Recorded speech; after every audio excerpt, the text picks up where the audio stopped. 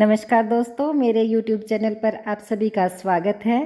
राजा विक्रमादित्य के राज्य में एक गांव में एक ब्राह्मण और ब्राह्मणी एक साथ रहते थे। वे बहुत ही निर्धन थे। उनकी एक लाडली लड़की थी जो विवाह के योग्य थी। एक दिन ब्राह्मणी ने ब्राह्मण से कहा कि वह राजा विक्रमादित्य के पास जाए और कुछ मांग लाए। ब्राह्मणी ने सुन रखा था कि राजा विक्रमादित्य बड़े दानी और धर्मात्मा हैं। ब्राह्मणी ने कुछ रोटियां रास्ते के लिए बांध ब्राह्मण को विदा कर दिया। ब्राह्मण राजधानी में पहुंच गया। राजा विक्रमादित्य हर रोज ब्राह्मण और गरीबों को दान देते थे। ब्राह्मण राजा के पास पहुंचा और अपनी सारी कथा कह सुनाई। राजा ने उसे 2 खच्चर और 2 सोने की मोहरें दे दी। ब्राह्मण खुशी खुशी घर की ओर चल दिया। जाते जाते रात हो गई। उसने खच्चर को एक पेड़ के नीचे बांध दिया और रात भर जागता रहा कि कोई उसका धन न चुरा ले। किंतु थके हुए होने के कारण उसकी आंख लग गई। उसके सोते ही जंगल की ओर से एक औरत खच्चर व सोने की मोहरों को चुराकर ले गई। जब ब्राह्मण सुबह जागा तो खच्चर गायब थे। जेब में हाथ डाला तो मोहरें भी गायब थी। ब्राह्मण बहुत निराश हुआ और वह बैठकर सोचने लगा, अब घर जाकर ब्राह्मणी को क्या मुंह दिखाएगा। उसे जो भी मिला था सारा धन चला गया। ब्राह्मणी के डर से वह पुनः राजा के पास गया और अपनी कहानी राजा को कहकर सुना दी कि किस तरह उसका धन चोरी हो गया है। राजा ने उसे इस बार 4 खच्चर और 4 सोने की मोहरें दान में दी। ब्राह्मण और भी प्रसन्न मुद्रा में घर की ओर चल दिया। इस बार भी उसे रास्ते में रात पड़ गई, किंतु उसने निश्चय किया कि वह रात भर जागता रहेगा। लेकिन होनी तो होकर रहनी थी। उसे नींद आ गई। होनी फिर औरत का रूप धरकर आई और खच्चर व मोहरें चुरा कर ले गई। जब ब्राह्मण सुबह जागा तो सारा धन लुट चुका था। अब फिर सोच में पड़ गया कि घर क्या मुंह लेकर जाए। घर जाना भी कठिन था और राजा से मांगना भी। आखिर हार कर वह फिर राजा के पास वापस चला गया और फिर से चोरी का हाल राजा को कह सुना दिया। राजा ने इस बार ब्राह्मण को 8 खच्चर और 8 मोहरें दी। ब्राह्मण फिर घर की ओर चल दिया। राजा भी भेष बदलकर उसके पीछे पीछे आ गया। ब्राह्मण ने इस बार सोच के रखा हुआ था कि वह किसी भी कीमत पर घर पहुंच जाएगा, रात को रास्ते में कहीं नहीं रुकेगा।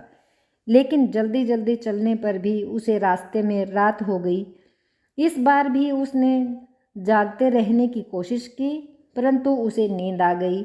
जैसे ही ब्राह्मण की आंख लगी, होनी औरत का रूप लेकर आई और उसका धन चुरा ले गई। राजा ने पेड़ के पीछे से उसे देख लिया था और पूछा, तुम कौन हो और बार बार क्यों इसका धन चुरा रही हो?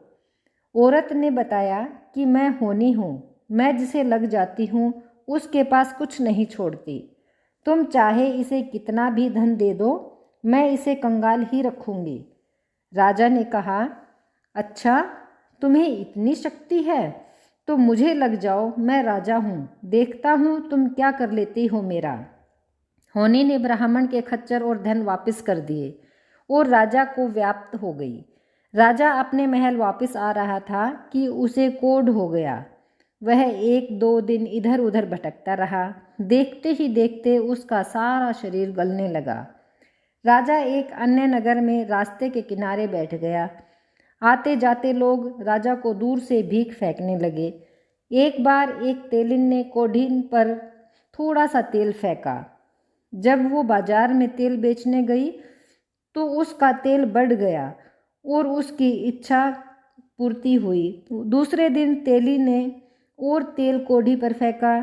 पिछले दिन की तरह उसे और अधिक पैसे मिले। ये बात उसने तेली को बताई। तेली कोढ़ी राजा को उठाकर घर ले गया और कोल्हू के पास एक झोपड़ी बनाकर उसमें ठहरा दिया।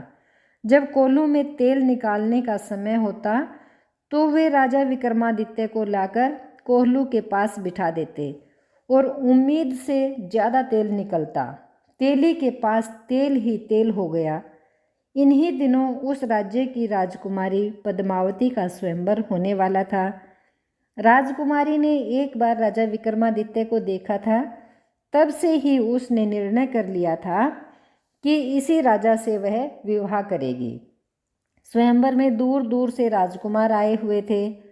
पहले दिन राजकुमारी वरमाला लेकर स्वयंवर में आई, परंतु किसी के भी गले में वरमाला नहीं पहनाई और जाकर अपने पिता को कहने लगी, पिताजी, इस स्वयंवर में अभी भी कुछ राजा नहीं आए हैं, कृपया उन्हें भी बुला लीजिए।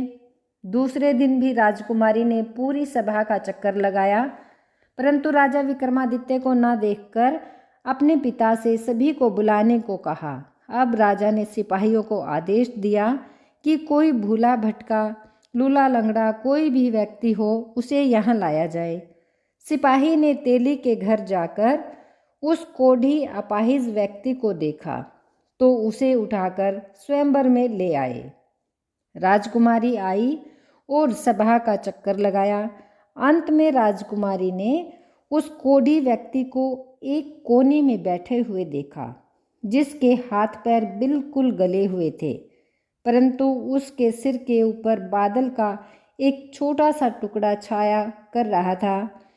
राजकुमारी ने उस कोढ़ी के गले में वरमाला डाल दी।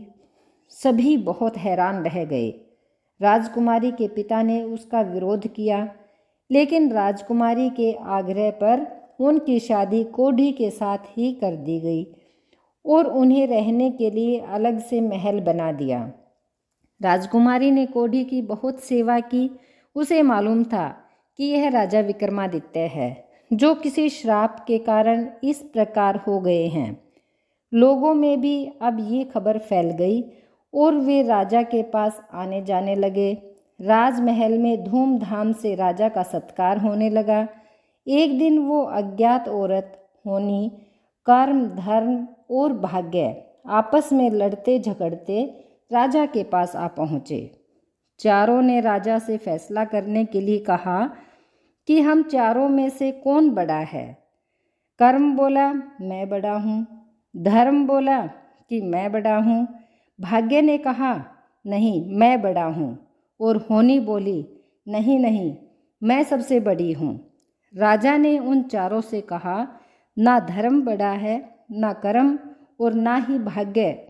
बड़ी तो केवल होनी है, क्योंकि मैंने कर्म भी किया और धर्म भी करता हूँ और उसी के साथ में भाग्य को मानने वाला हूँ।